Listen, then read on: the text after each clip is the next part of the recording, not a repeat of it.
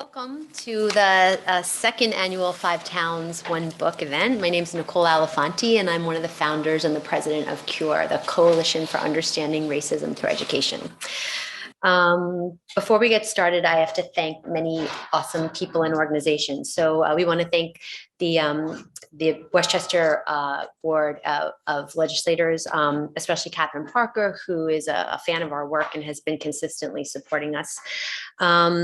This year we partnered with LMC Media, so this is being brought to you by LMC, the Westchester Library System, and the Human Rights Commission of Westchester.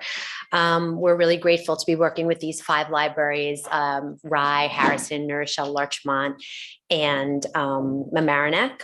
And today we are at Harrison Library, and we want to thank Galina Chernick, the librarian here, who's been so incredible. Thanks, Galina.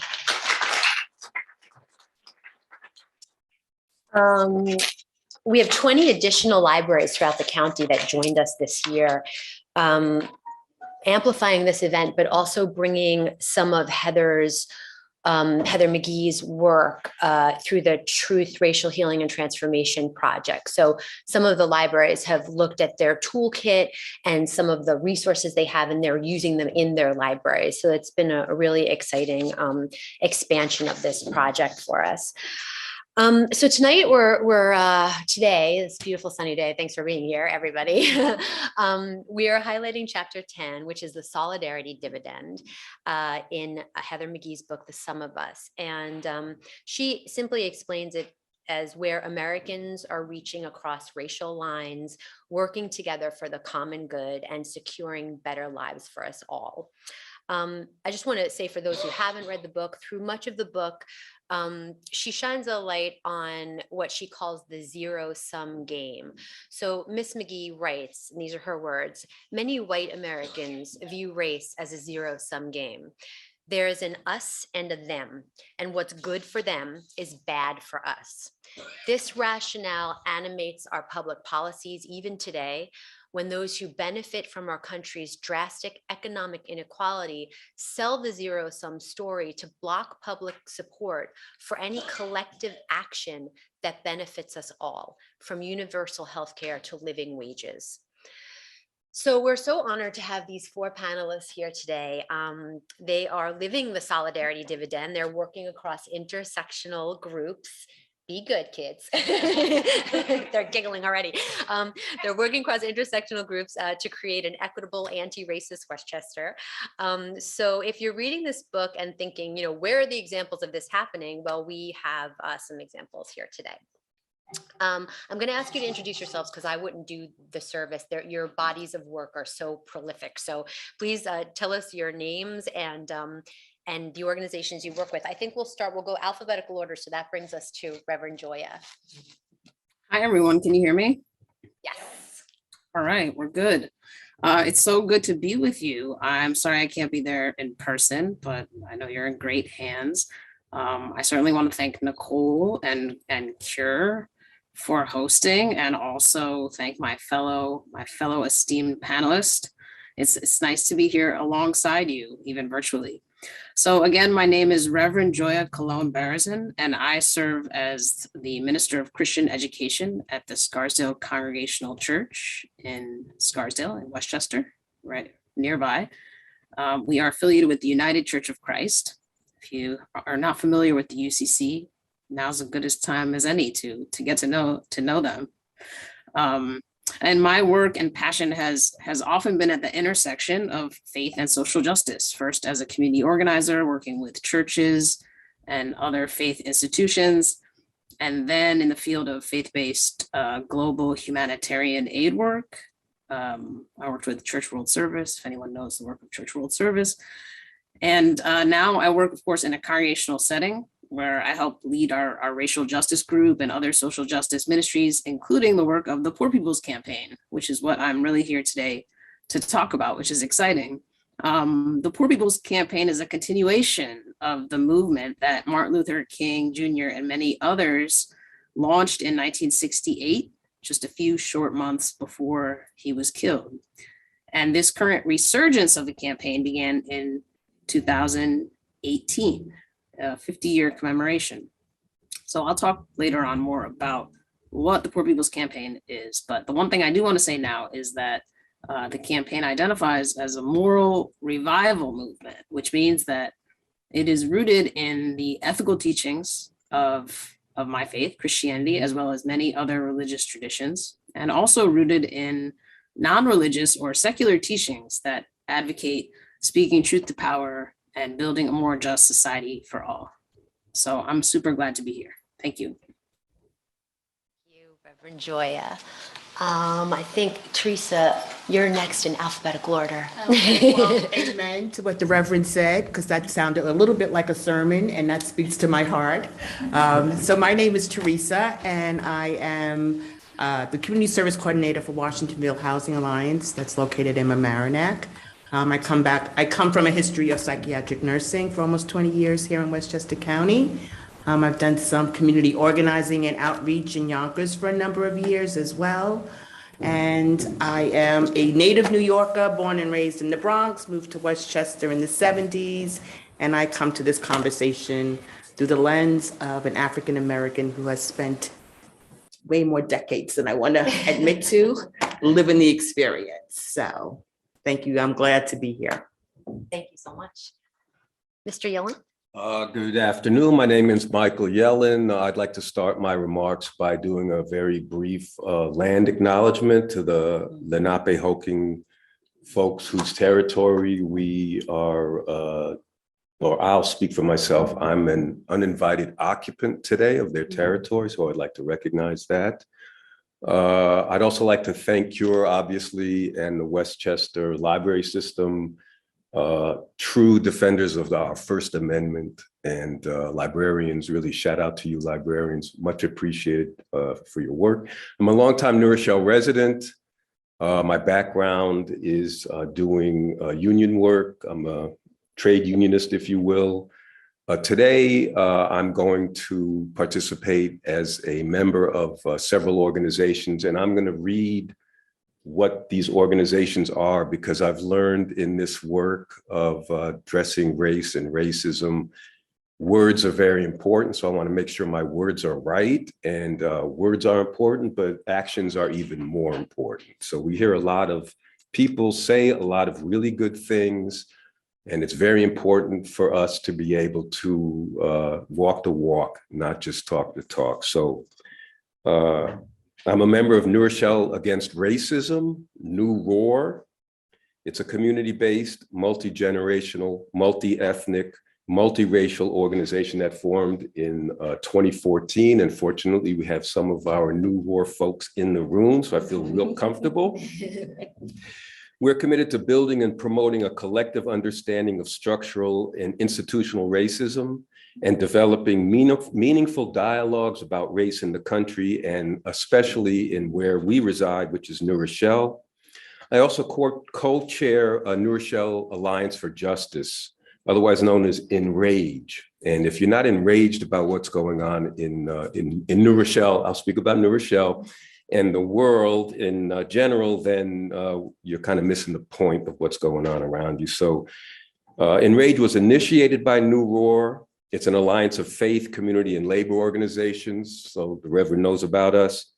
We advocate for equitable power sharing, economic and environmental justice, responsible development, affordable housing, good jobs, and careers for New Rochelle residents, and the advancement of civil and human rights in New Rochelle.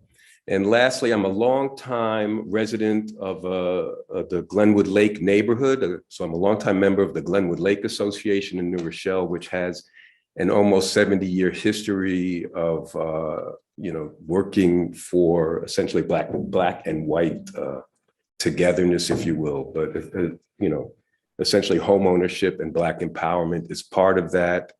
And I feel fortunate to have been able to reside there for a number of years and be supported by my neighbors. So thank you. Thank you. Ms. Hi, good Young. afternoon, everyone. My name is Tasha Young. And first, I also would like to thank Nicole and the library system and everyone who is instrumental in organizing this talk. And thank you, Michael, for bringing in the fact that we are on unceded land. My name is Tasha. I've lived most of my life in Greenberg, and I have worked with several people in this room on reform and progressive initiatives, particularly around racial equity. So in Greenberg right now, we have a number of initiatives that are pushing policy. I do also teach at NYU at the School of Social Work, Policy, Social Action, and Legislation and Advocacy. So I'm here as someone who really appreciates making change and good trouble, and creating policy that creates some of that power sharing that Michael was talking about. So it's good to be here. Thank you. Thank you so much. Wow. So we have a little under an hour. I don't know how we're going to do it, but we're going to try our best to tackle a little bit of this chapter. I want to just start by setting the scene again for folks who haven't read the book. Heather McGhee opens chapter 10 discussing Lewiston, Maine, and how it was pretty much a town that had been broken after the mills closed, and there were several thousand people addicted to opioids. And there was a revitalization because there was a sort of a diaspora of African immigrants who came in. And over time, they built a movement of 32,000 people, coined the Maine's People's Alliance. And so, you know, in our conversation preparing for this panel, we were kind of like looking at that scenario and thinking about how incredible it was, and saying, you know, what does that look like in Westchester? This is a pretty well-resourced county. Is it possible to build an alliance across racial and socioeconomic boundaries toward a more equitable county? And looking at, racism in our institutions, is that possible to do that in a place like this that isn't so destitute and isn't, struggling? There are parts of it that definitely are. And I think, one of the unique things about this Maine Alliance was that, it was really led by the immigrants that came in. And there was even a point that I really find interesting about this, is there was even the Mainers who had been there for generations, the Franco-Americans, were finding their language again in these African immigrants who came over, and relearning French. And so there were so many reasons to bond together as a community. And so, I guess, my question is, I guess we'll just start with, where are you in your organizations, and where is stuff like this happening in the places that you're involved in, the spaces that you're involved in? Are you working in a non-hierarchical organization, in an anti-racist organization? Are you being led by, folks who generally voices we don't listen to? So do you want to start with a little bit more about the Poor People's Campaign, Joya? Sure, and I'll start a little more broadly, and then get specific. Hopefully I won't take too much time. So I think that Heather McGhee's emphasis on the politics of solidarity is super important. This notion that our collective good, or the sum of us, should really be our guiding light. That should be our priority. And that is right in line with the Poor People's Campaign.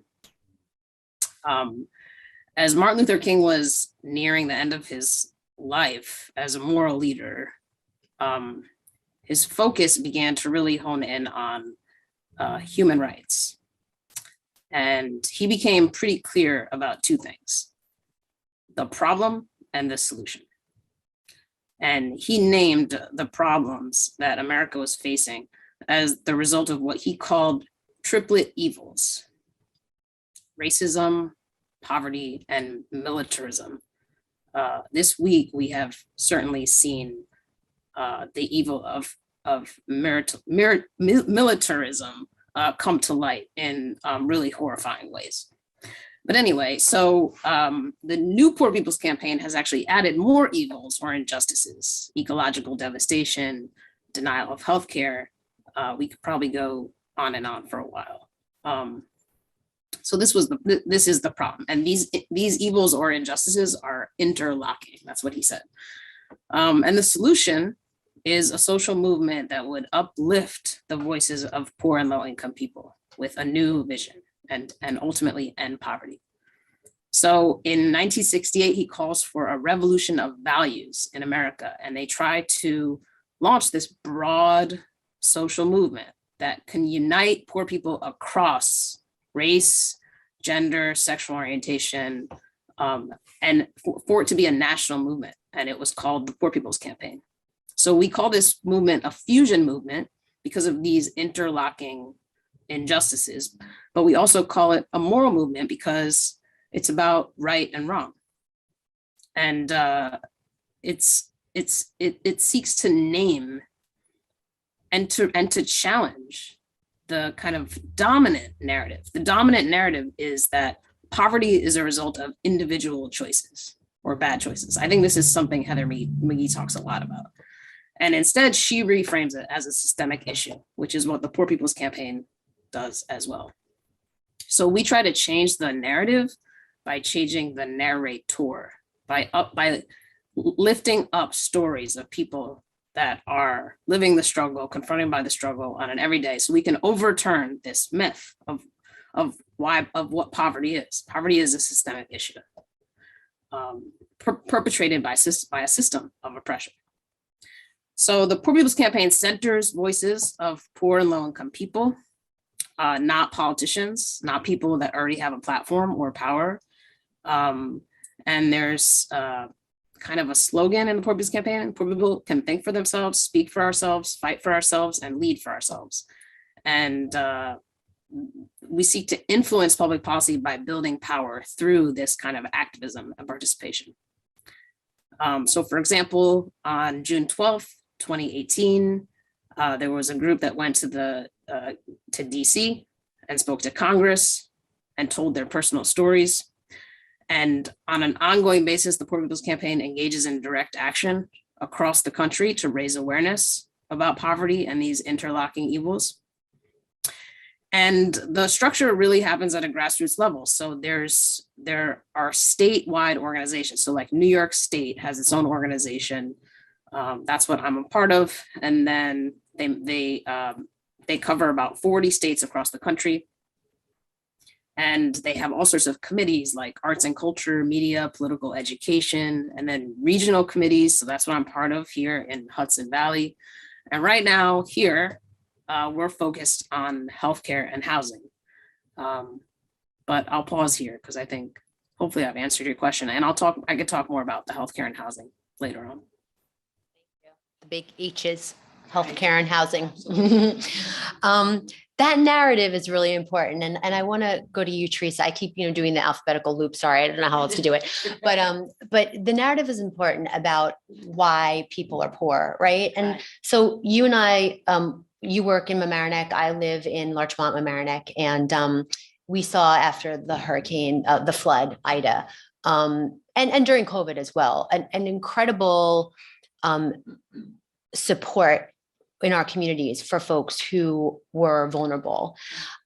We saw people feeding people and donating tons of money to, getting people set up in alternate shelters. And it really is it's a great community in that way. You and I often talk about, though, what that jump is from charity, which is really important in a crisis, to building equity within a small community. And the narrative is so important because I think as long as we have the story that people are poor because of their own, situations and lives and the choices they make, but I'm happy to help if they're hungry, or, what is it, what is it when we start to dig into the system and understanding that, and how do we help communities understand that so we can make the jump? Right. So I think I need to sort of preface a little bit of my role in that whole sort of experience as well. So I work for Washingtonville Housing Alliance, which is a grassroots nonprofit affordable housing organization. That's sort of a 40-year plus history of being local. We own 40 and manage 40 rental units in the Washingtonville area of Mamaroneck. And pre-COVID, we've been trying to sort of find some sites where we can sort of develop and add to the portfolio of affordable housing. And Westchester County has done the research already. You know, they have the housing needs study that was done, the United Way of Westchester, and it really identifies the housing crisis in Westchester County across all the different municipalities. So the research and the data is already there.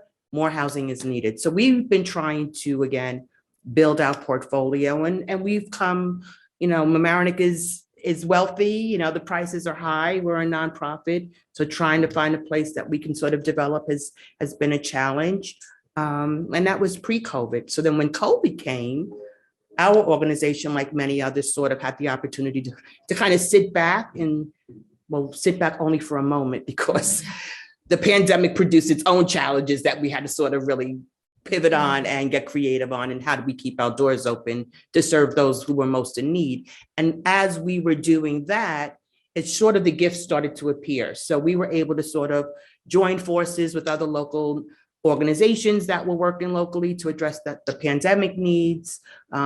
All sorts of really generous people came out to sort of help with that effort. We had the Coalition for Community that was sort of formed to address that.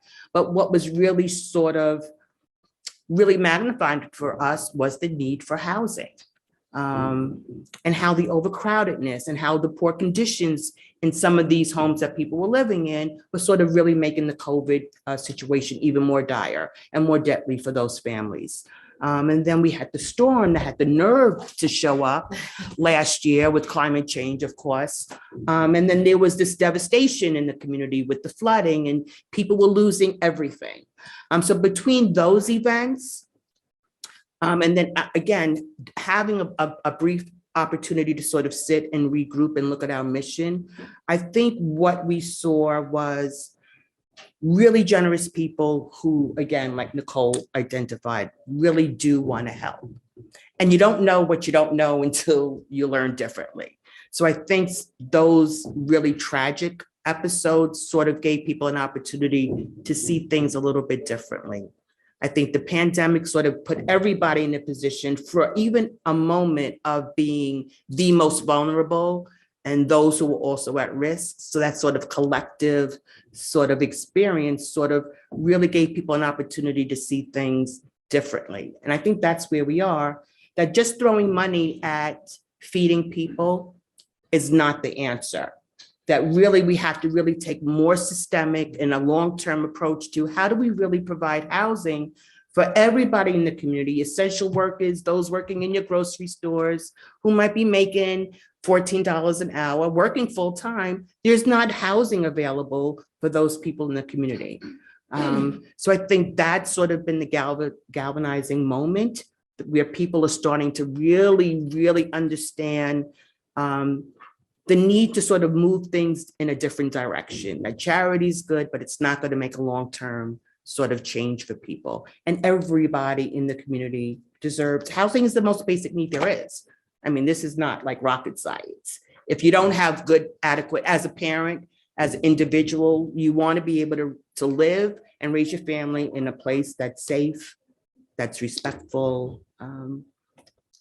So that's where we are with that. I think it's just a collective sort of opportunity now for people to start to address these issues in a way that's going to really be meaningful and impactful for the long run. And if you're afraid of that, if you're afraid of what housing for everybody looks like, come join and have a conversation. This is the work that we're doing to sort of educate and lay the fears or the stereotypes that are out there. And if after the conversations, you still don't want affordable housing for everybody, step aside. Because we're going to make sure, I think everybody's just at that point now where it's the right thing to do, like the Reverend said. Like if you're laying your head on the pillow at night comfortably, then we have a responsibility to our fellow community members to make sure everybody has that. It's just a basic human right. So Yeah. I don't want to preach, but it's just, But, yeah.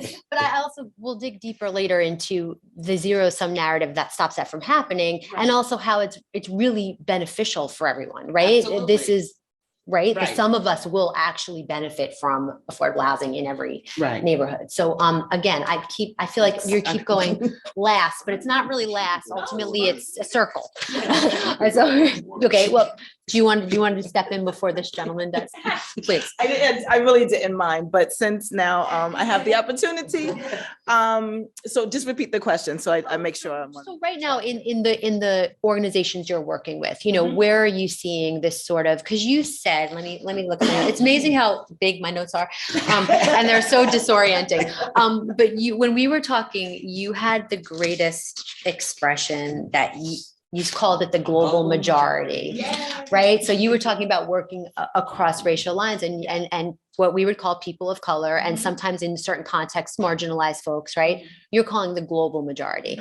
And I think that might trigger some white people. Yes. Like, what does that mean? I thought the whole world was about me. But so I want to step into like, where are you working? How did you come up with that phrase? What are you seeing across racial lines in your work? Thank you. So the most pressing work I'm doing is both with the White Plains Greenberg NAACP.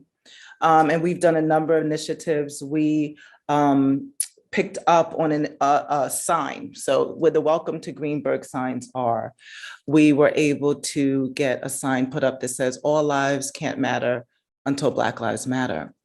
And the day we put it up, it was removed violently.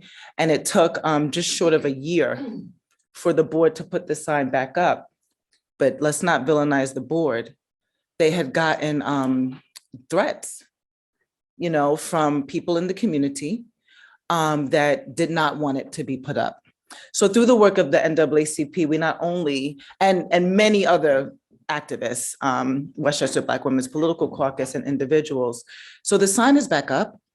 And then the NAACP went even further and got a Black Lives Matter resolution passed. And that gives us an entry into policymaking.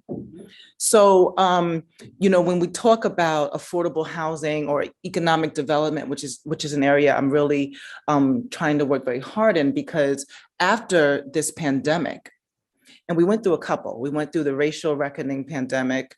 We went through the health crisis and also an economic downturn to boot. But government did act and allotted a lot of funding for these initiatives that we're trying to follow up on. So when you talk about affordable housing, and I know the study that you're referring to is a good study. I think we need about 11,000 more units. Close, thank you. Close to more than that. And even it is, right? That's what they documented, but we know it's more. It's more. And the reason we need it in this county is because we can't sustain our own economy.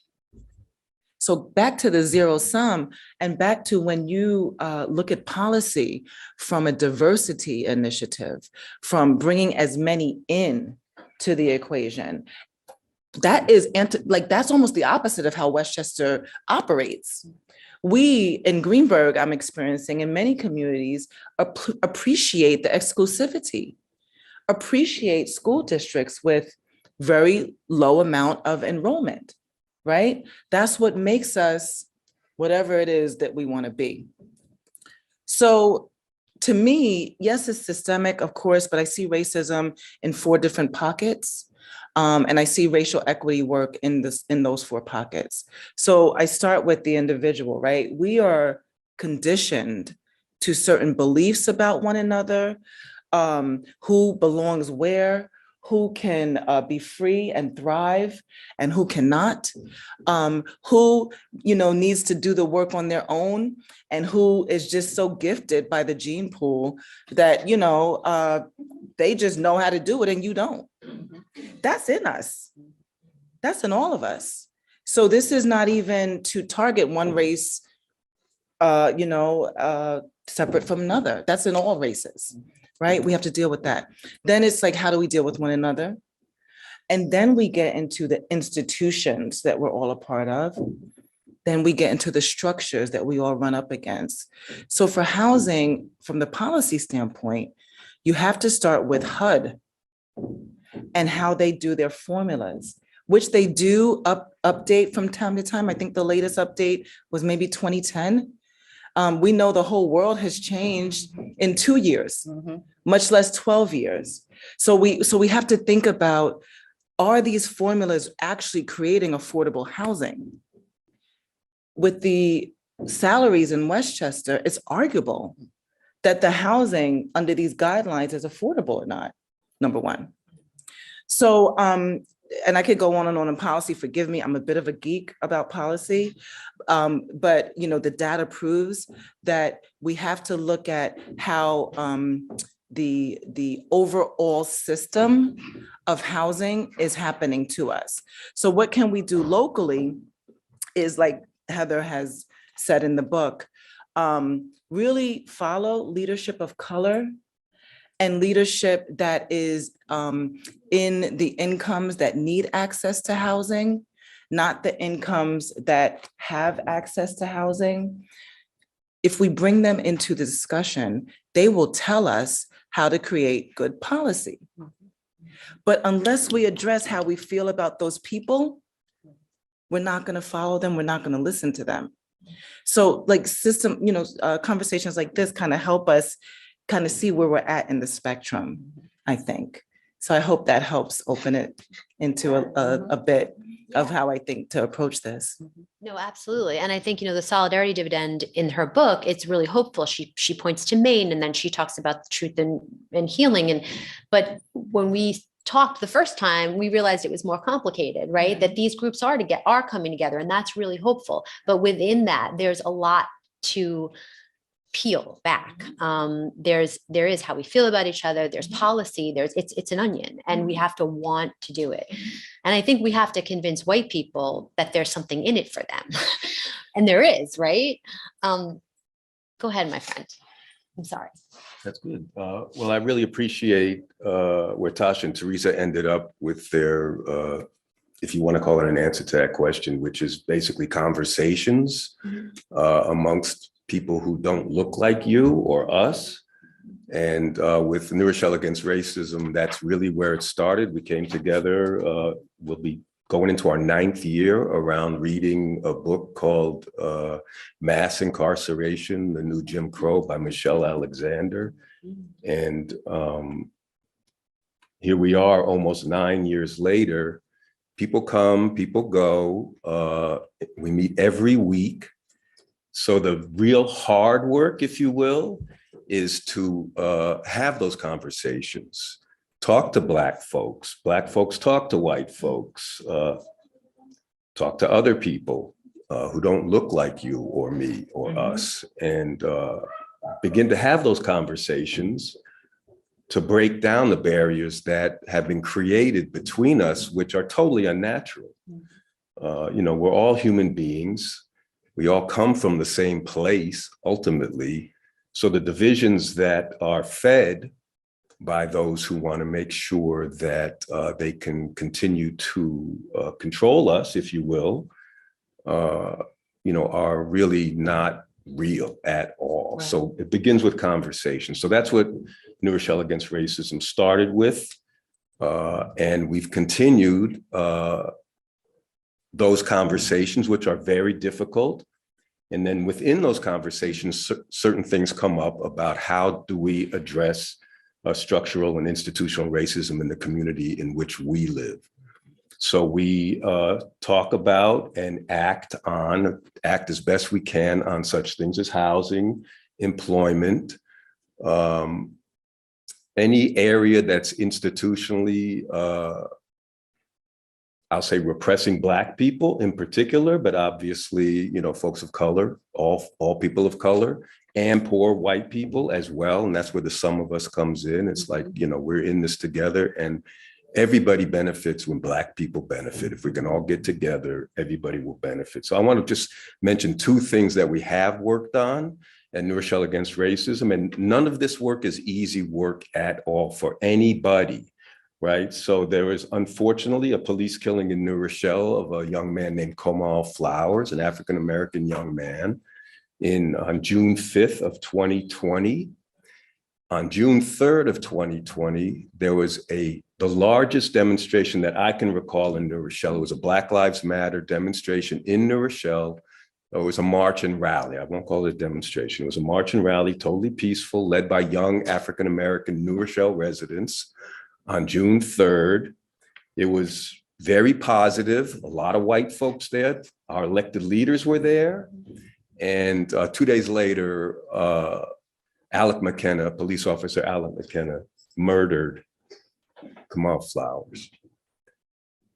Alec McKenna actually later in the year received some commendation from the New Rochelle Police Department, not for murdering Mr. Flowers, but for other things presumably that he had done, because I do not want to presume, I don't want to even say that the New Rochelle Police Department supported this. Absolutely not. Police officers do not go out to kill people. They're here to protect us all. But it did happen. So we, New Rochelle Against Racism, worked with particularly the Black community, but other folks who were interested to raise this issue up. The NAACP was very central to it. And shortly thereafter, folks recall, but maybe not too shortly, but former Governor Cuomo signed an executive order for every city and municipality in the state of New York to undergo this internal review of police practices. And New Rochelle did that as well and is doing that. And what New Roar brought to the table was the idea of a civilian complaint review board, where you have an independent review board made up of appointed citizens who have the power to actually do something to address police violence. And so that's one area that I wanted to lift up that New Roar has been involved with. And that helps everybody in our community, because if the police are supported by the community, by everybody, then everybody is safer in that community. So that's Black people, white people, brown people, whomever. The other area that we recently got very active was around environmental racism. And the city of New Rochelle, June of last year, declared an environmental emergency. All hands on deck.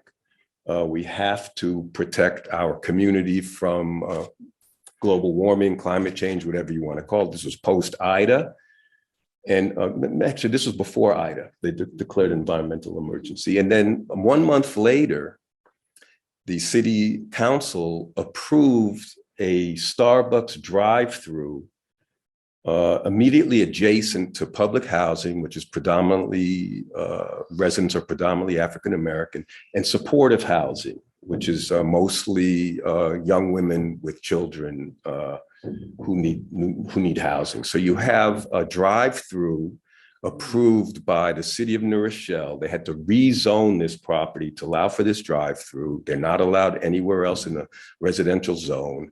And the city of New Rochelle, they rezoned it, and the planning board approved it. So one of our leaders within New Roar, if you want to call it a leader, an African-American woman, she organized an environmental racism trolley tour. We hired a trolley to take us around the city of New Rochelle to point out areas where environmental racism has been inflicted upon and experienced by Black people in particular. And that was the first annual environmental racism tour in New Rochelle.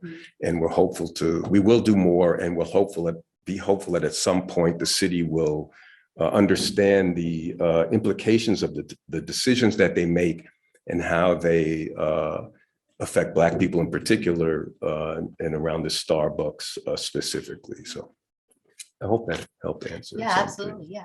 Yeah. I mean, all that good work is done by, like you said, a very diverse group, both socioeconomically, age, race, Absolutely. Yep. Absolutely. And New Rochelle Against Racism is actually my inspiration for starting this group, because I didn't know anything about our history. I didn't have time that's a really bad way of saying it, not time. I didn't have the experiences of listening to people of color in my life, even though I grew up in very diverse spaces.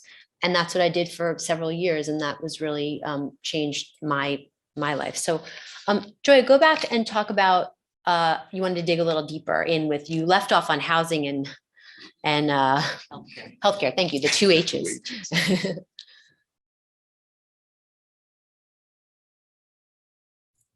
Yeah, sure.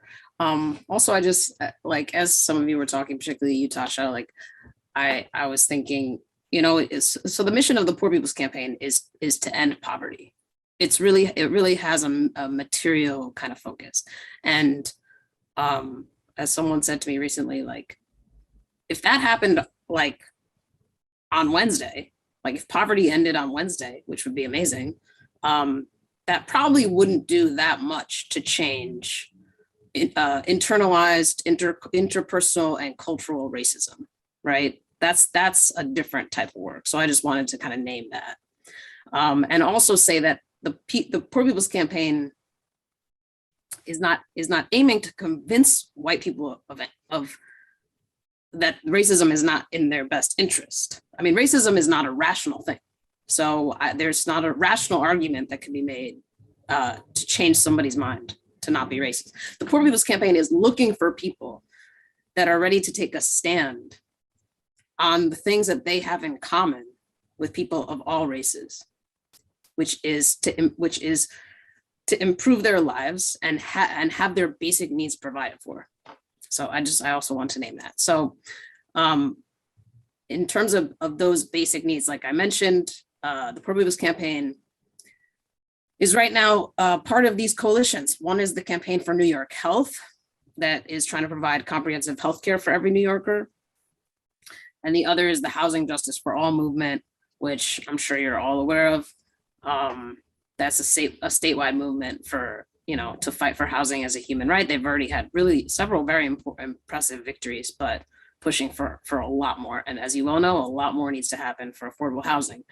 The other work locally here in Westchester is on the fight to save Mount Vernon Hospital. And some of you might know more about that than I do. I'm pretty new to the fight, but we've had at least one, maybe several actions calling attention to that closure, how significant that would be for the surrounding community, and kind of shining a spotlight on the inequality there. So yeah, if anyone is interested in getting more involved with the Poor People's Campaign locally, I can put my email in the chat, or you can reach out to Nicole. Did I answer your question? Definitely. And you, in our conversation prior to this too, also, you drew out an image from Heather's book that said that the country kind of went from like a football shape, where like the middle was growing fat into like a bow tie. And you said that it kind of points a mirror on what we value, in America. I mean, how have we always been like, what are your thoughts on this? Like, have we always been like this, or are we getting worse, or why are we so eager to feed people and give them a refrigerator if they need it, but not understand what would really support thriving instead of surviving? Do you have any thoughts on that? I mean, that's like an out of the blue. I'm sorry, I'm throwing that at you, but you're, steeped in this work and you're a reverend. And so are there conversations in houses of worship about this? Are we discussing that? You're not surprising me. That was on the list. Come on. I pass on that question. No. Yeah, no, I mean, so I guess just to be very clear. So my belief is that everything that's on this earth belongs to God and God and God alone. So we've been blessed with enough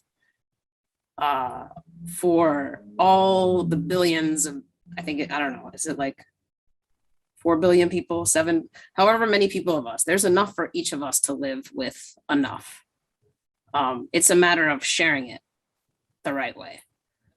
So that's the perspective I come from. And that's really the perspective of my denomination. And I hope my congregation and people of faith, people of conscience believe similar things. And so, you know, we need ways to apply those ideas, and the Poor People's Campaign is one clear way. And then in terms of the bow tie and the football, I thought that was a really kind of frightening image or analogy that she gave about how just within the past few decades, the distribution of wealth has gone from sort of the middle class being the biggest part, and then falling down at the sides to a bow tie, which is essentially the drastic shrinking of the middle class. And I talked a lot about King and the initial launch of the PPC. And the truth is, the frightening truth is that there are more people living in poverty today than when King launched the campaign in 1968, which is really frightening. And poverty, as we've already talked about, touches every demographic of our society. So the destruction of the middle class is a huge problem. And it's a result of wages for the people at the bottom not increasing, and basic costs of needs rising, and our economy it becoming like really, as the bow tie, like polarized. So you have this 1% at the top with this extreme concentration of wealth. And then the pandemic has only added to that. You have millions more of people falling into poverty. And I'll just read a statistic. Where is it? You have the world's 10 richest men. Their wealth more than doubled from 700 billion to 1.5 trillion over the course of the pandemic. Those statistics are frightening. The image of the bow tie is frightening. And the Poor People's Campaign seeks to intervene on some of those frightening statistics. Thank you. So I feel like time is flying. I don't even know what time it is. I'm afraid it's like 3:30 already. But I want to have another round quickly. And Theresa, just really quickly, a little bit about, go back to like on the ground, what does it look like? What are some of I want to go back to housing for a second. We're talking about a median income here in Westchester. That's kind of how we figure out what affordable is. And those numbers are what, like 65 to like 85,000, somewhere in there. Right. So if you're right, is that like That's not the median income. no, I mean, that's based on a percentage of the median income. When we say affordable housing, you have to make, like, your income has to be like 65 to 85 or somewhere in there in order to That's for qualify for affordable. right. Okay. Well, that's even high. Okay. So what I really want to touch on is how we're starting to have that conversation locally in Mamaroneck and Larchmont. So we've, because of everything that happened, have sort of established this Mamaroneck Coalition for Affordable Housing. And even the name sort of brought up a little bit of a conversation on affordable housing, people are going to run. Maybe we should call it something else. And we're like, you know what, let's just start running from language also, because language does matter. But let's just be clear about what the needs are. Like, everybody needs housing. So because of the glaring disparities that have been sort of revealed, we have all of these sort of local efforts going on now. All of the different faith-based houses of worship are coming together. All of the local residents are coming together. And the focus is really about, let's find out what the local officials who sit on the planning boards, who sort of make all the decisions locally, what is their position on housing? Everybody needs to know what their local, in politics, it all happens on a local level. It's not about the presidential elections that happen every 4 years. I think people are really starting to realize it's really about the local efforts. So let's talk about what are the officials, where they stand. Are they representing the real voice of the people that they're serving? And let's get everybody's voice to the table. Let's find out all of the lower income people, everybody who was impacted by the storm, everybody who's really impacted by COVID, what their voice is saying. What do they want to see? What do they need? And I think that's really been the goal for our efforts locally. Let's just come together and sort of collaborate and stand strong. Right. And I'm sorry, my statistic, I didn't articulate myself clearly about that. I think what I'm trying to say is that we're talking about people who are social workers, firemen, police officers, teachers, Yes. essential workers, Absolutely. nurses, this is, and of course, and the folks who are working 2 jobs and still can't bring in over, 50,000 a year below. Like, we're talking about working people. Right. And we're also talking about those who are aging out, who are getting older, whose families have moved away, who can't afford the taxes and the houses on their very restricted incomes now. We're talking about young people who have grown up in these communities, who are starting out as a social worker or a teacher, which a salary of even $100,000 is not enough to support a decent house in Mamaroneck and Larchmont. Like, you're working, so that if you've grown up and have roots in that community, you still can't afford to live in that community. So those are the issues. Those are the populations that we're really seeking to sort of secure a reasonable place for people to live. Like, people don't want to move from Yonkers into Mamaroneck necessarily. Like, people want to be able to live in their own communities in dignity and respect with something that they can afford. Thanks.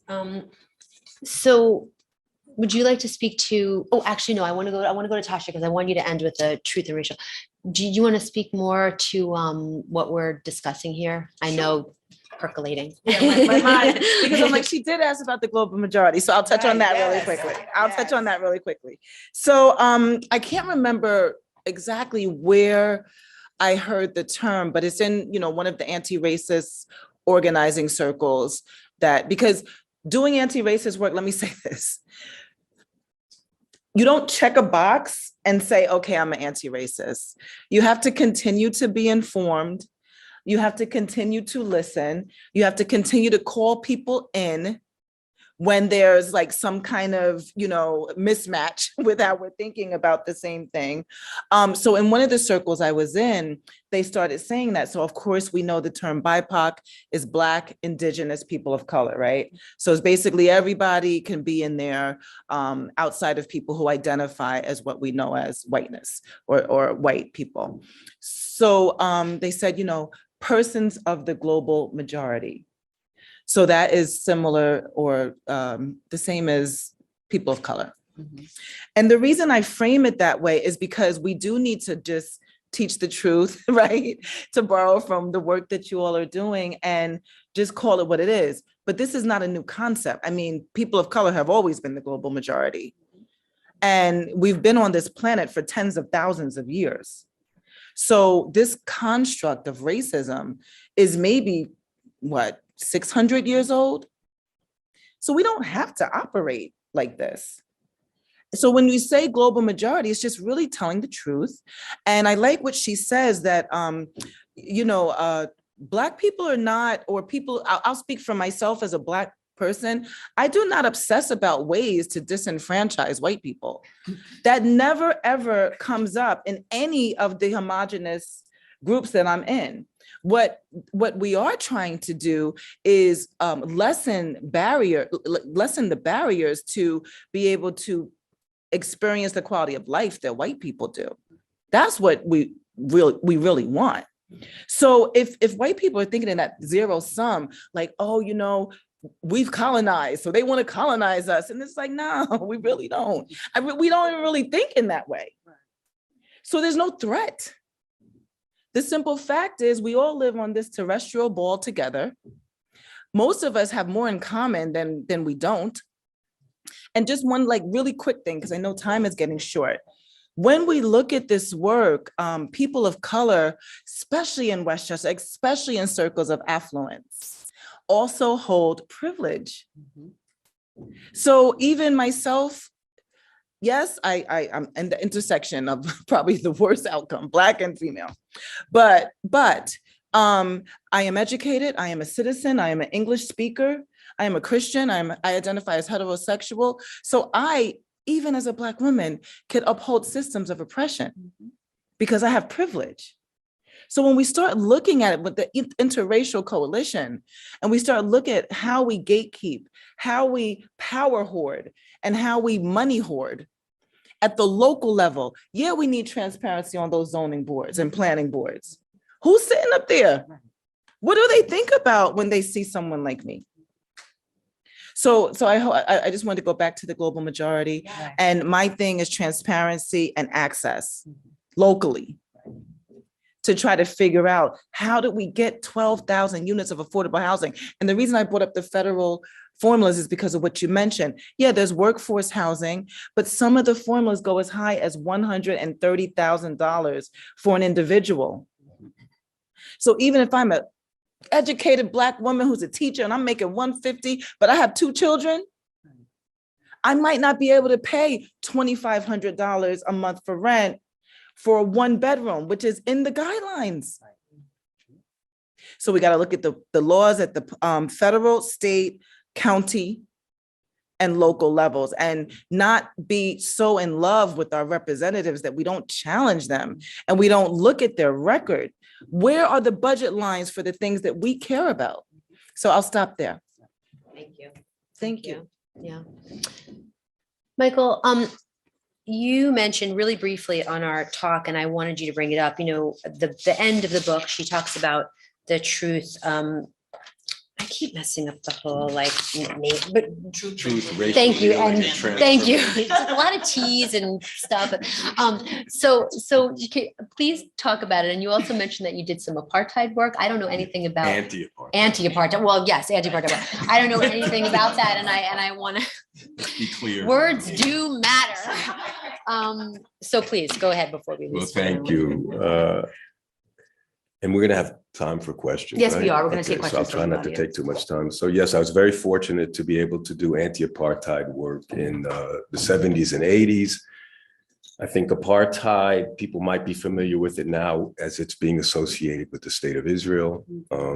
Some younger folks might not remember when South Africa was an apartheid nation. And there was a global effort in order to empower Black people, Black Africans, and colored Africans, people are called colored in South Africa, to get out from under the yoke of apartheid. And fortunately, that happened with a lot of international support. Again, the sum of us, right? When there's solidarity and the sum of us get together, there's some positive things that can happen. And the end of apartheid was a real positive thing. Mm-hmm. And that took place in 1994, and they set up a Truth and Reconciliation Commission shortly thereafter under a government that was, I think they called it a united government, where the apartheid party, the Nationalist Party, actually was still part of the government when Nelson Mandela came out and won an election. And they created this Truth and Reconciliation Commission. And it was very impactful. It had a lot of positive things about it. And so when Heather McGhee brought up this idea, or I shouldn't say it's an idea, the actions being taken around a truth, racial healing and transformation, I was really taken by it because they dropped the concept of truth and reconciliation for purposes of representing, I believe, the history of the United States better. I really appreciated that part of the book, and I would really suggest people look at it. So in terms of New Rochelle, because I'm really focused on New Rochelle, I think it would be a very important thing for New Rochelle to consider, especially because we have a shared history with South Africa in this area, right? The Dutch colonized South Africa very early on in the 1650s, let's say. My dates might be a little wrong. And then they were followed shortly by Huguenots, the Huguenots who were kicked out of France. So I'm from New Rochelle. The Huguenots settled New Rochelle. We're very proud of that fact that the Huguenots settled New Rochelle. And on their way here, they stopped by in the Caribbean to pick up some enslaved people to, do the work for them in New Rochelle. So the Huguenots followed the Dutch to South Africa. The Huguenots followed the Dutch to, I don't say they followed each other, but historically they came a little bit there after them. And the truth and reconciliation in South Africa in particular, the reconciliation piece was that, as Tasha said, Black folks have been in Africa for, tens of thousands, hundreds of thousands of years, and the colonizers came. So there was something to reconcile with white South Africans. Well, here were all of us, well, Black folks in this country are stolen people on stolen land, right? I'm residing on stolen land. So the reconciliation is different, right? It's healing that needs to happen. And a transformation comes from healing. And I'm of the opinion that we're in a transformative period of time. If you don't see it, you're not really paying attention. And this is that makes me very hopeful that we'll be able to come out of the pandemic. We'll be able to come out of all the strife that's being exhibited in the world. And we'll be able to address honestly, openly, issues around race and heal both myself and as a community at large, and then transform our communities to be really what we can be. So that's kind of what I was thinking about. That's a beautiful note to kind of end this on. What, let me just see what time it is before it's 3:33. We're going to take, I just want to, thank you, all of you really, for all of your thoughts on this. And I feel like we need another 4 hours. I could do it. I could sit here for another 4 hours, but I want to end the one on Heather McGee's words from the Sum of Us. She writes, "We're a nation riven with anxiety about who belongs. Many in power have made it their overarching goal to sow distrust about the goodness of the other. They're holding on white-knuckled to a tiny idea of we the people, denying the beauty of what we're becoming. They're warning that demographic changes are the unmaking of America. What I've seen on my journey is that they're the fulfillment of America. What they say is a threat is in fact our country's salvation. For when a nation founded on a belief in racial hierarchy truly rejects that belief, then and only then will we have discovered a new world." So I think it's appropriate to end on her words. And just to sort of, reiterate that understanding this and being part of this racial reckoning in this moment in time, which I think is like another extension of the civil rights movement, is really about knowing history. It's about listening to voices that we don't normally listen to. It's about looking at policy and connecting all of those dots because they all matter and they all play out. So we're going to open it up to audience. Are there questions? Yeah. I'm gonna let the folks at home know that they can hit the raise. Oh, yeah. You can raise your hand out there virtually. I keep forgetting there's virtual audience. Hi. You can raise your hand and we'll ask your question for you, right? Or you can actually talk into the room. So if you raise your hand, you'll speak into the room. And is there anyone here who wants to? I know Shane does. Okay. You don't have to. I'll stand up anyway.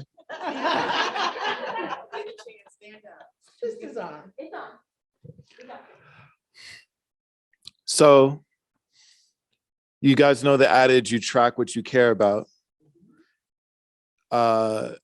Slavery was an economic institution. So in many ways, building Black wealth is an act of activism in and of itself. With those things being true, what are your conversion rates? Because white people aren't all bad. So we don't need all of them to overcome very overt racism. But what are your conversion rates on the ones who are overtly racist? What are your conversion rate on getting those corporations that could work with us and their communities? What's your turnover on budgets that you've appropriated from causes that used to lock us out? What are the numbers? Because you talked about a lot of the programs that you guys have going on, but what are the numbers?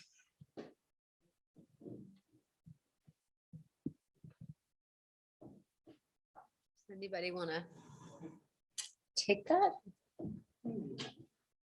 I don't have numbers, honestly. That's not the role that I play in the community, in the work that I do. I'm more on a my approach is more on a one-on-one relationship building kind of thing. And I think there are those who are out there who whose work is to do what you're asking. For me, I am more interested, or my focus is really on conversations, one at a time, with individuals from every spectrum across the board, from those who have not been heard to those who are parts of institutions and houses of worship. And literally what I do is go around having conversations, like literally just building relationships. I don't have the stats and the data on what you're asking, though, honestly. I could try, take a stab. So locally, in Greenberg, through our housing initiative, there is a resolution that there's an opportunity for developers to have a set aside of 10% affordable housing, which is grossly under that's not enough. However, Greenberg is better than some other places. Let me say that about affordable housing. I think we currently have around 789 units of affordable housing. And when you look at the need for, I'm just gonna say 11,000 because I already did the math. Right. So when you look at 11,000, then Greenberg has to have 1,100, right? Because by population, we have 10% of the county's population. So that's a real number we could strive for. We could strive to increase it from 782 to say 1,100 if the county needs 11,000. And each municipality should really look at it that way. You know, what do we need to sustain our own economy? Back to that. This is, everybody benefits if we do this. So how many units does my local municipality need? And kind of work from there. Another stat I could bring up is the wealth gap between white households and Black households. And I haven't looked at the data for Latinx households or AAPI households or Native American households. But in this instance, I think about 84% of the wealth in the country is held by white households. And their percentage is disparate. I'll get the numbers as someone else talks. I'll look up the stats. But for the Black households, they hold about 4% of wealth and are 13%. So that's just to give an idea of the wealth gaps. And this does include for the wealth in Black America, because let's not deny that there are some incredibly wealthy Black Americans in this country, and they're in there. And it's still very disparate. Still 6.9. And I'm sorry, Reverend can probably speak to this way better than I when it comes to wealth gap statistics. So if we look at how can we create equity in our own little places for housing, that affordable housing set aside needs to first be mandatory, not a choice. And it needs to increase to probably like 20% for us to really meet that number. And that's a matter of advocating for your local governments. Again, transparency on how to get on the zoning and planning boards. So those are some stats that I could try to help with. And it goes on and on across every area: economics, education, how even we're selling property. Because Black property owners are not getting their full worth when they sell and getting inflated prices when they buy. So I don't know pick a stat, you know? It all shows disparity, and it all shows that we're going to have to disrupt these systems and be led by the people that are closest to the pain to help inform us of how to move forward to create equity. I could answer as well, but Reverend, maybe you want to say something? I appreciate the question. I mean, my answer is really just that, as I mentioned, the Poor People's Campaign is really aiming to influence policy making, both at the federal level and at the local, state and local level. I mean, I could give you a list of the demands. I guess I could try to really quickly,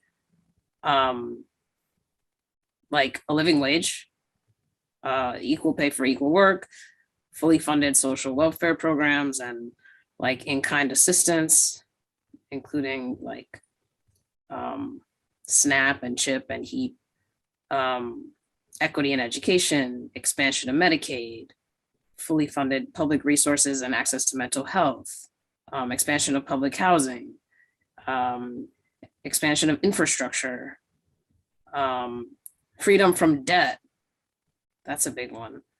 And then like other ways of addressing like wealth inequality. But I mean, the Poor People Camp, like, that's why I say this is a moral movement, because the Poor People really aims to shine a spotlight on all of these crazy inequities and injustices in our economic life and our life together. And again, the solution is to be a social movement, lifting up the voices of poor and marginalized communities. I don't know if that's really answering your question, but that's what I'm standing on, you know, in terms of my work with the Poor People's Campaign. Shane, no, I don't think this will address it as fully as you would hope or want or like, but as you know, New Rochelle Against Racism, I'll back up a second. New Rochelle in 2015 rezoned the downtown to allow for really massive development. Anybody who's driven or through New Rochelle or by New Rochelle over the last 6 or 7 years see there's cranes up in the downtown, and New Rochelle Against Racism began advocating and organizing for good jobs, union jobs, more affordable housing, more money for schools, green space, money for youth programming, you know, a kind of a list, a similar list, which everyone kind of should know what that list is of how we can improve everybody's lives. And so we advocated for those things, and it ended up in something called an economic opportunity non-discrimination policy that the city of New Rochelle passed. And it set goals, aspirational goals, which are really good goals. Unfortunately, there are no teeth. Right. There are no mandates in it. So we've been struggling with the city and the developer since then to make these mandates. So the goals are 20% of the construction work in the downtown part of New Rochelle is supposed to go to New Rochelle residents. For every 20,000 hours of labor on a construction project, 1,000 hours is supposed to go to a new apprentice. And what that does is that allows New Rochelle residents to get into union apprenticeships to be able to make a decent living, accumulate some wealth, stay in New Rochelle, and send their kids to school, whatever their choices are in life. The city was, we worked with the city to see how their numbers were. Let's put it like that. They hired a compliance firm to see how they're doing on the 20% hours. Also, there's an MWBE component to it, so-called minority women business enterprise goals, pretty good goals of who's going to be actually hired in terms of the companies doing the work. So you have the workers doing the work and the companies paying the workers to do the work. Really high goals. So when the city did their first study to see how they're doing on this, terribly. I mean, every city council person was taken aback by how poorly their policy was, how it was ineffective. Something like 3% of the local jobs instead of 20%, et cetera, et cetera. So New Rochelle Alliance for Justice, as you know, has been working with faith leaders, Black faith leaders, New Roar in particular, and the Westchester building trades, the unionized building trades, in order to advocate for the unions to get the work. And if the unions get the work, they've agreed to take in New Rochelle members to meet the goals of this economic opportunity non-discrimination policy. So I don't have the numbers, but there was a class that went through. They are working. They're making a decent living as apprentices, and hopefully they'll be able to live decent lives. Now, this is juxtaposed with the city's weak policy, which is allowing for people to be hired at what I call poverty wages. They're a little bit above the minimum wage. In New York And for us now, it's $15 an hour.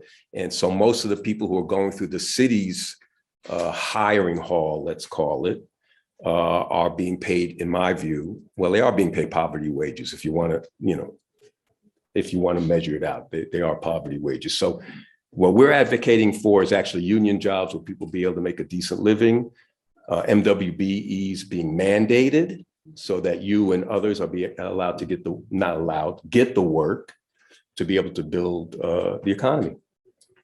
I don't know if that was, yeah. Please. I just want to add that the reason why we're having such a hard time, Shane, is because these stats are not kept in our municipalities, right? So, we can't imagine that. So that's why the elected officials are shocked, because we're not in the practice of collecting this data. So we're really at a transformational time with maps being redrawn locally, right? So the state maps and the congressional maps are done, but we still have to do our county and municipal maps. So this is a time where we can really get involved and see how we can influence our decision makers to start putting money, right, behind research and data on racial, impact and outcomes based on race and income in Westchester.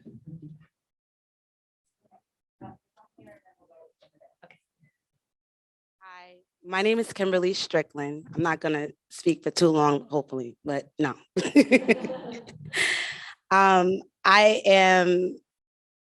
I was born and raised in Mount Vernon, New York. My mother died in Mount Vernon Hospital, and she was a teacher for 21 years for the school district. I work at Westchester Medical Center in the breast surgery department, and I'm proud because I'm putting on for my family. My aunt was diagnosed in 2004 with breast cancer, and I am a student at SUNY Purchase College. My major is legal studies, and I'm kind of shaking, I don't know why. But I want to get involved. I don't want to start crying. I see a lot of youth that are struggling with the arts. Our voice needs to be heard. I am a resident at Tucker Hole Affordable Housing. I fought so hard. And my mother, I know she's proud of me. I know my father is proud of me. I want to put on for my city. I'm a part of New Rochelle. What is it? The gym, Planet Fitness. I love it there. It's my home. I was a Mount Vernon Knight. I played volleyball from 8th grade to 12th grade. I was a Girl Scout at Grace Baptist Church. And I was born and raised at Mount Vernon Church of Christ. And my sister, she draws. We just had a Black ambition. But what I want to say to you is we have to stay connected. Don't be afraid. Ask questions. And I know you guys can hear me, the youth. Let's stay connected. And to Theresa and everyone else, I'm here. And I just want to say, how can we stay connected? Because as Black people, we don't stick together. We have to. And we love white people. We love you guys, genuinely.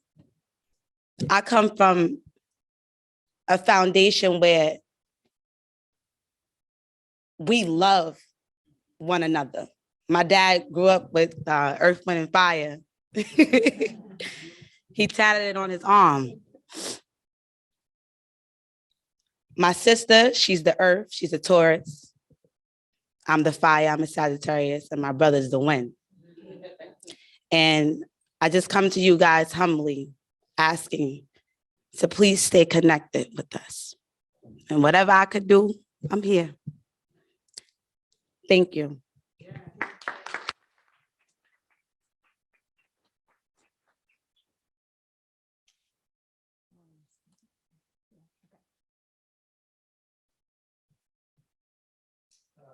First of all, thank you all for giving up your sunny afternoon also.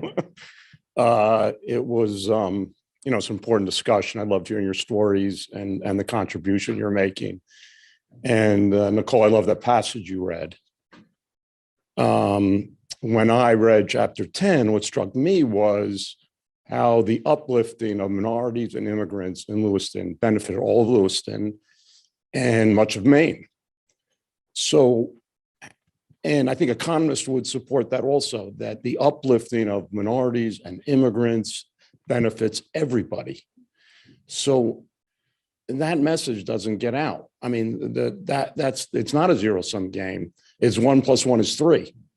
So what ways is our community organizations here getting that message out?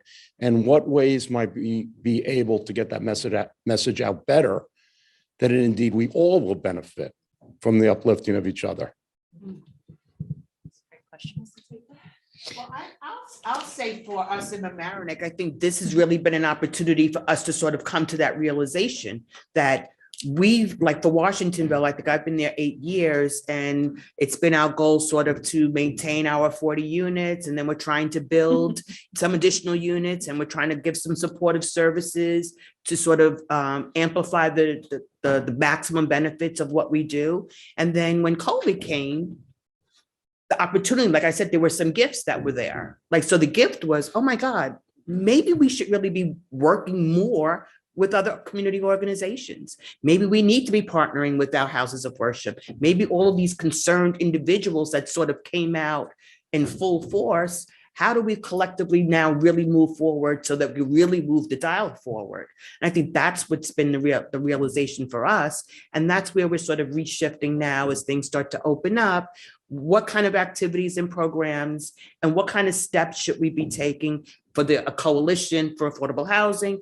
How are we sort of strategizing collectively to do that? So what happened in Lewistown was it was sort of a really vacant, desolate sort of town. That's not the reality here. But the beauty is there's already the resources here. So how do we have the conversations where we make everybody feel comfortable that it's not that if you give more to those who need, you're going to lose. It's just going to be more of a, we're all going to win together, you know? People spend thousands of dollars yearly to go on vacation and experience other cultures. Oh, we could do that right here in our community. Like, just let's all be inclusive, and we'll have like the United Nations in our own community providing the best for everybody. Those who have more will help those who need more, but everybody is equally talented and has the potential. So how do we sort of just lift each other up in the most beneficial, loving, supportive kind of way? I think that's what the beauty of Mamaroneck and Larchmont sort of have. They have all the gems already there. So how do we just sort of shine them up, polish them up and shine them? And again, those who may not be of that mindset and they're there, this is not a conversation for you. And we're not really trying to address you. Just so sit off to the side and we're going to do what we do. I don't know. I want to address it too. I think, Shane and I are friends, and he'll be like, you're in the business of converting people. That's what you do. And I'm like, I'm trying. But I think that, in the almost 4 years Kira's been here, we haven't converted people as much as we've found like-minded people who are not working together. Right. And it's like, oh, you're over there in Harrison, 5 minutes away, and you're thinking the way I'm thinking. Come on over here, so, and it's also a narrative shift. We have the same story. We hear it out in every administration, Democrat or Republican, we see it on TV, it's the same us and them thing, generation after generation. And I think it's what you're doing. You're here, you're learning, you're developing a new vocabulary. The next person you have dinner with who might not know about redlining or might not know about whatever, you can have that conversation and continue to call each other in. And it seems like a slow process, but look, we're also in the age of social media. I think they're just, to this young woman's point, like really staying connected. I think we feel that even more after COVID. We need that even more. And I mean, as I love these events.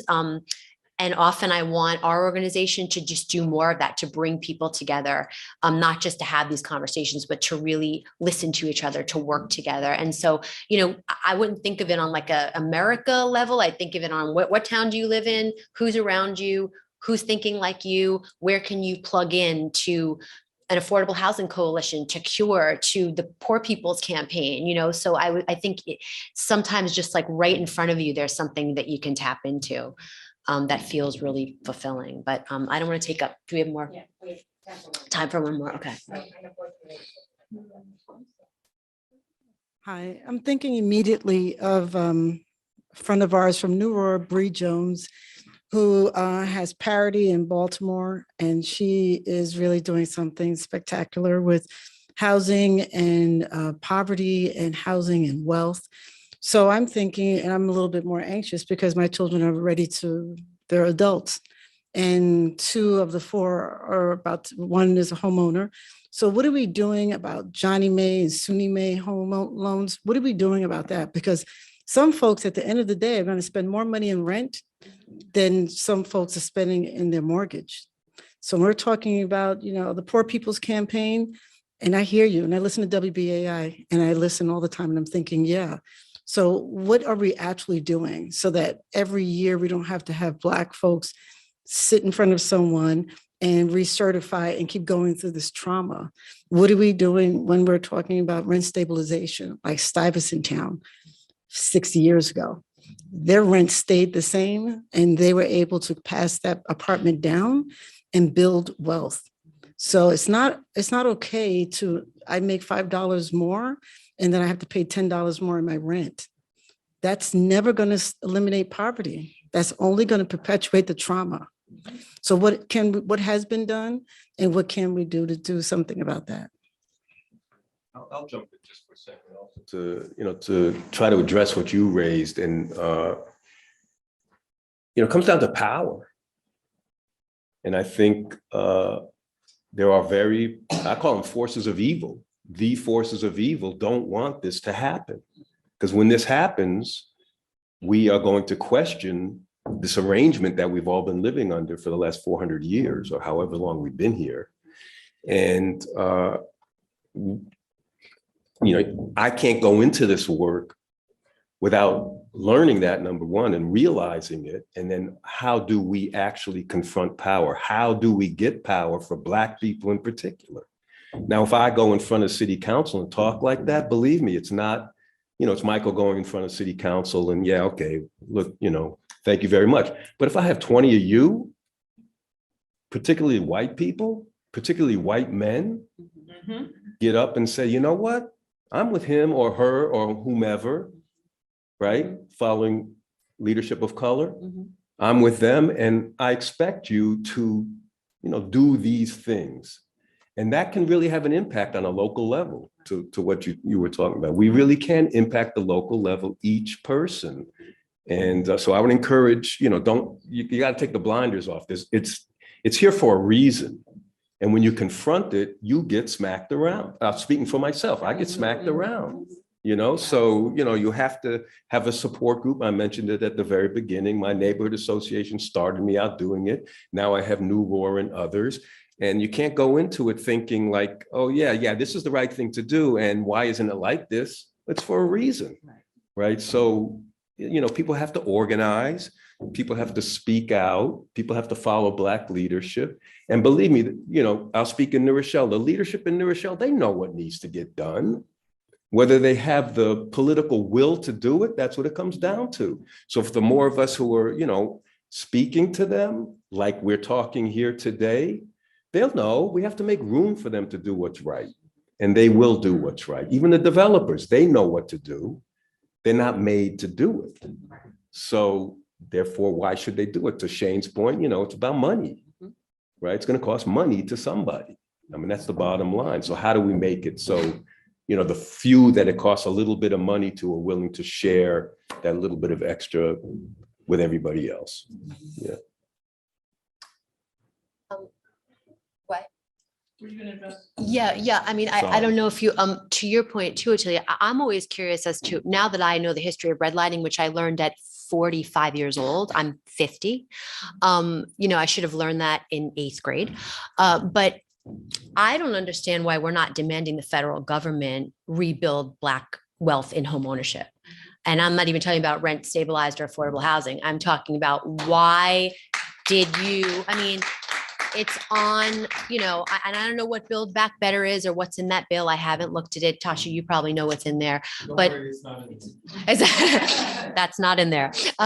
Right. So, I just don't understand why, like, that's a campaign in and of itself that Black and white people can get behind together, and all, people of color, to say, look, you blatantly, federal government didn't allow generational wealth and home ownership. So what are you going to do about it? And so that's a question. Is that a movement? Is that something that can happen? And I don't know, these things seem large and overwhelming, but there are movements happening locally everywhere, right? Joya, you're part of one, and it does start locally. So, I don't know. I really like that, actually, because it is something we can all get behind. And yes, it has to happen at the federal level, but we can agitate our local municipalities to pass resolutions and to get them to buy in to this idea that we actually should do something assertively, with energy and funding to address this crisis where people are living outside, preferably, because in Westchester County, you don't see street homeless, but you do have to go into a shelter system, which is very unpleasant to get a voucher. So you have to leave your shelter that you're losing to go into your shelter, like your domicile, your home, to go into a shelter that is not desirable, to then get whatever assistance. Like that, even in and of itself, is very dehumanizing. So yes, and state, county, local. We're going over. I'm getting the. Does anyone want to end? Reverend Joya, I feel like you're up there on the screen and we kind of had our backs to you. I'm so sorry, but do you have any last comments? Anybody last comments? I don't want to leave anything unsaid. Sure, maybe I can try to leave us on a hopeful note, and just this book is very powerful, lifting up this tragic historical American truth that racism and white supremacy has been a very divisive, if not the most divisive force in our life together. But there have also been, throughout our history, instances of people coming together around their common humanity, around their common goals, around their shared commitments and beliefs, and rising up and demanding better. The civil rights movement is one great example of that, but there are countless others. And I would echo, what Michael and others have said: organize, organize, organize. Find people that share your beliefs, connect with organizations that are committed to the issues that you're committed to, and we can change things. We have to believe that. So much, everyone, for being here. Thank you. Thank you, panelists. Amazing, amazing. Thank you so much for your time. Thank you, Reverend Joya. Thank you.